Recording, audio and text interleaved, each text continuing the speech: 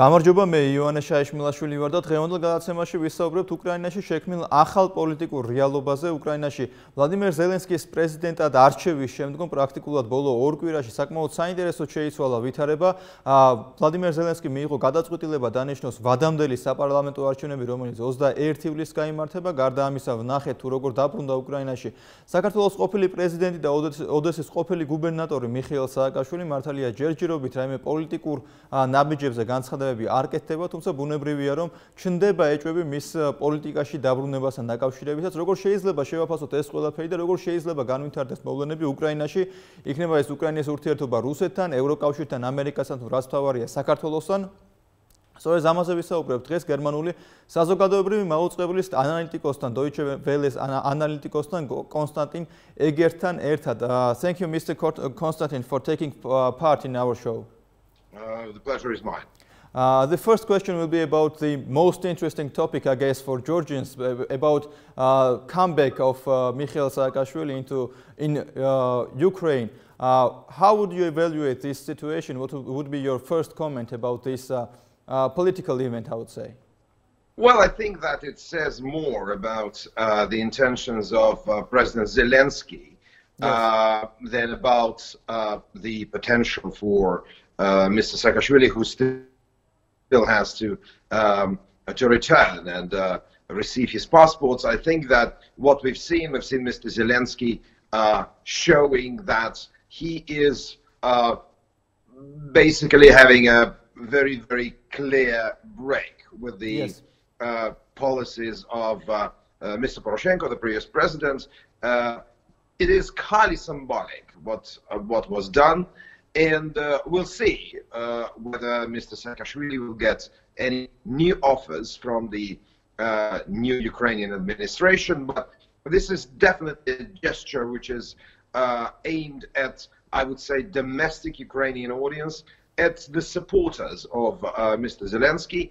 And I think that this may not please Mr. Poroshenko, who is now an ex-president, but that's the way it is. And I think that this also shows that Mr. Zelensky is highly apt at using symbolic gestures, at symbolism in politics.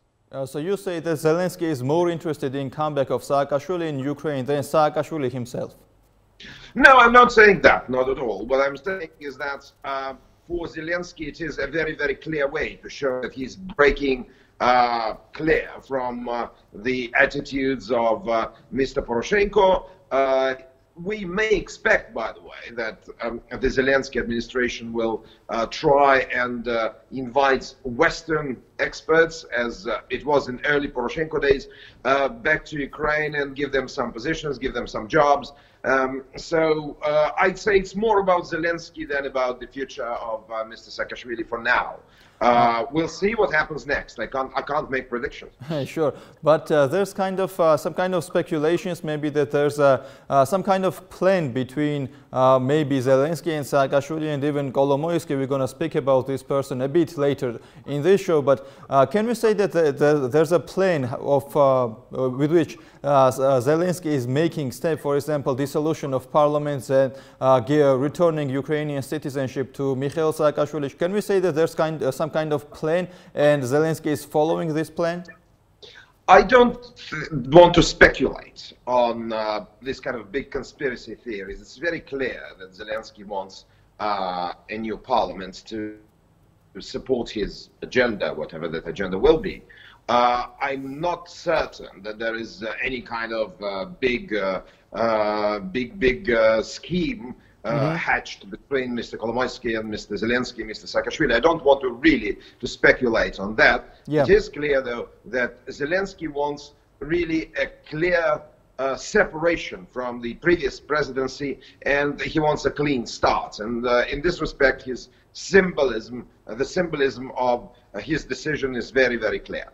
Yet, but Saakashvili will presumably be back in politics, because there are some kind of statements, there's some kind of statements from Saakashvili as well, that if there are some kind of offers about returning into politics, he will be quite careful, but he will consider everything. What kind of effect should we kind of predict for the Ukrainian politics in general with Saakashvili's comeback? Again, I don't want to speculate whether there's going to be an offer or not, whether Mr. Saakashvili will accept it or not if the offer is made. We don't know. What is very clear is that he managed to form a certain popular base for himself in Ukraine. It's probably not huge, but it does exist. And if he decides to use it, then maybe he'll use it. But again, let us not speculate. Okay, now let's speak about Zelensky and his personality. From his inauguration speech, that was quite unexpected, and his decision about dissolution of parliament was quite unexpected, because it was so early and so kind of unexpected for the audience. How can you, what's your comment on this decision from Zelensky? I think that Mr. Zelensky really wants to solidify his image, to build up his image as really a fresh force in Ukrainian politics. If you have 74% of the country voting for you, you basically have an unlimited mandate. Let me remind you that even with all the election rigging and the so-called administrative resource, even Vladimir Putin did not get 74%, never. So I think that it's very clear to me that Mr. Zelensky wants to clean the slate and wants to pursue a new political agenda, which, by the way, we still have to find out about. Yes, but there are some kind of, either you say that we want to kind of stay aside from speculations, and that's right, but there's there will be some kind of speculations that there are some kind of ties between Zelensky and Igor Kolomoisky, the Ukrainian oligarch, and that for Zelensky it will be quite hard to somehow separate himself from this man with who he worked for years. How do you think, can he manage to do that? Well, it depends on Zelensky's personality. History is full of examples of people coming to power, being in debt to some other political force or to a big businessman, and then breaking away. And that is not, will not be a surprise for me.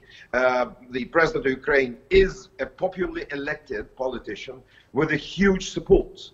And essentially, that gives him fantastic, very, very high legitimacy, for now at least, as the numbers are still high.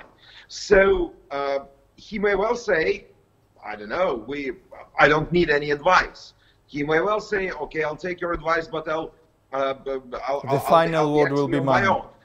I think that we need to see. What I can say is that such a popular mandate at 74% is huge. It makes you an independent figure, even if fathers think that you are dependent.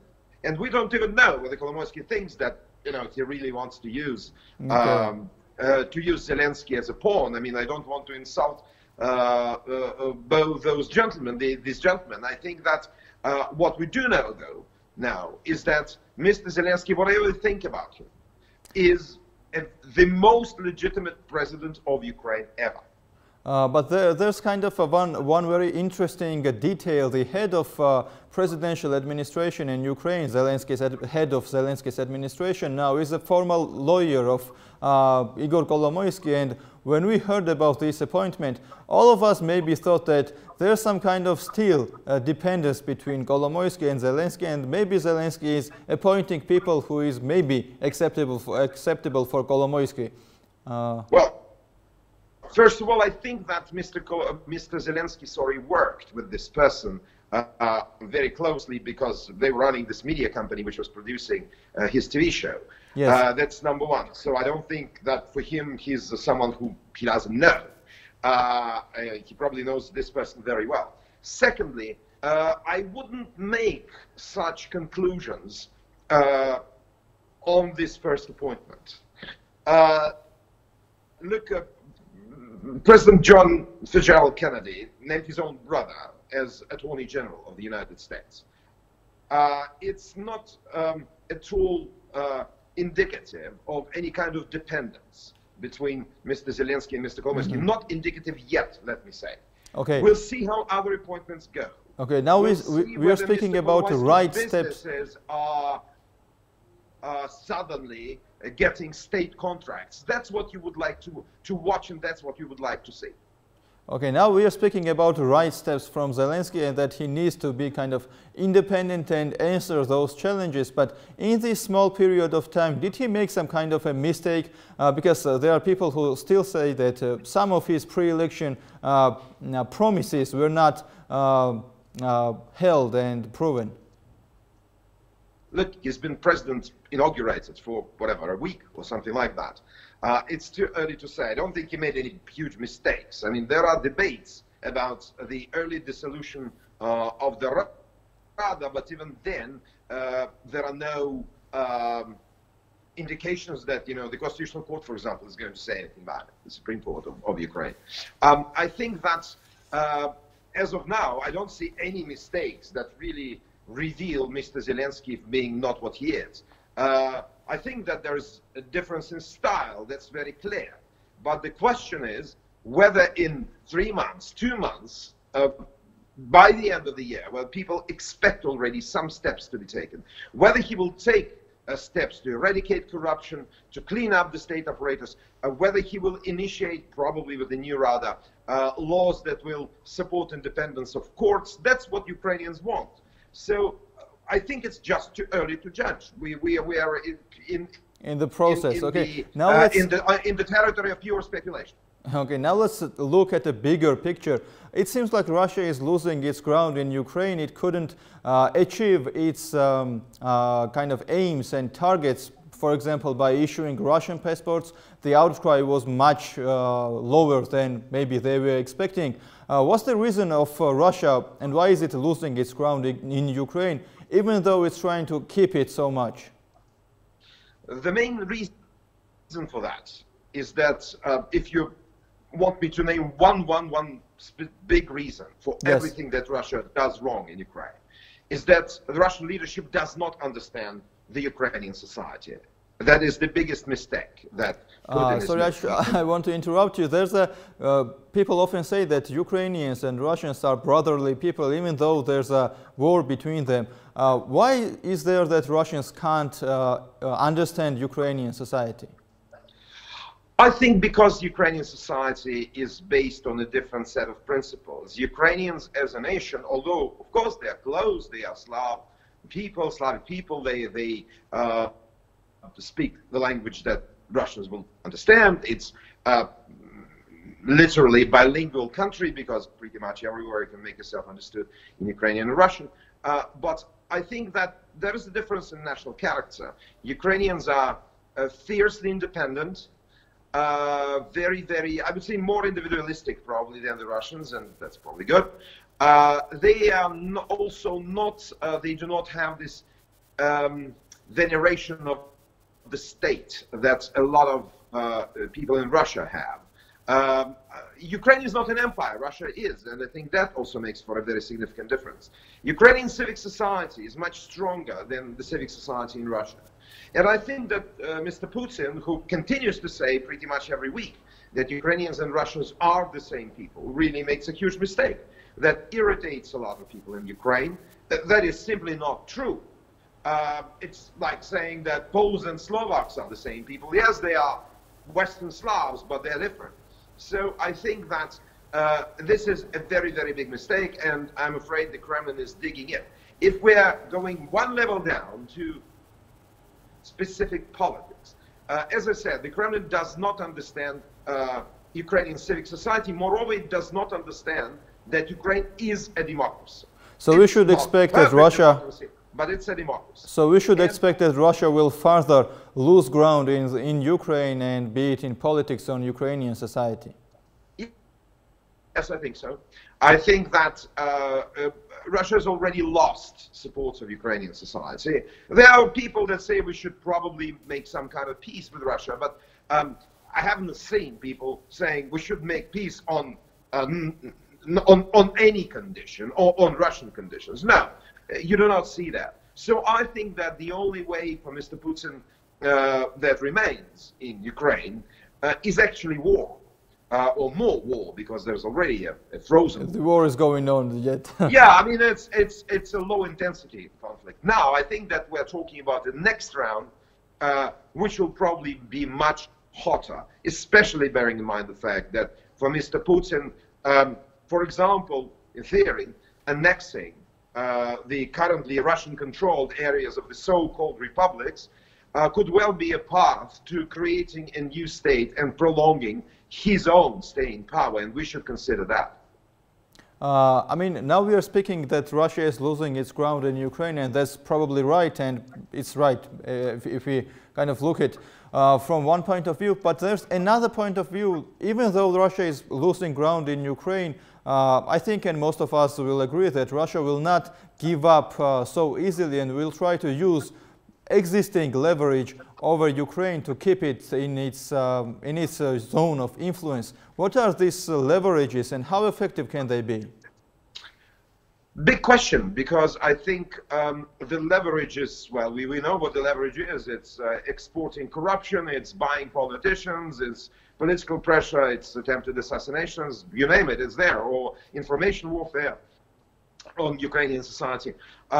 All that we know. I'm pretty sure that all this arsenal will be fully deployed during the upcoming Rada elections, although if they are held earlier, it will probably slightly spoil the Kremlin's plans. They will have to scramble really soon. But that is what they do. Another question, though, is whether this will be effective. And I do not think that it will be bringing any kind it's rather using rough force without results. With regard to Russia. Now, I'd like to ask you about the on the other side of this discourse is the EU and the US. In recent years, the EU and the US were quite unsatisfied with Poroshenko and his governance and his kind of situation that was created in Ukraine. What should we expect in bilateral relations between Ukraine and the EU and Ukraine and the US? It entirely depends on President Zelensky. If he shows that he is very serious about reforming the Ukrainian bureaucracy and ensuring independence of courts, that he will lessen or decrease the leverage and the influence the oligarchs have over Ukrainian politics, then he'll get a lot of support from the West. Although, let me make one qualification here. I still think that even if President Zelensky is not very successful at that, we will not see any principled reversal of Western policy with regard to not accepting Russian occupation of Crimea and not accepting what happens in Donbass. If Mr. Putin decides to move and to annex the eastern territories of Ukraine, then there's going to be, of course, a major new wave of sanctions against Russia, if he does that. Okay, now, and the last question. I do think that, I'm sorry, can I finish, please?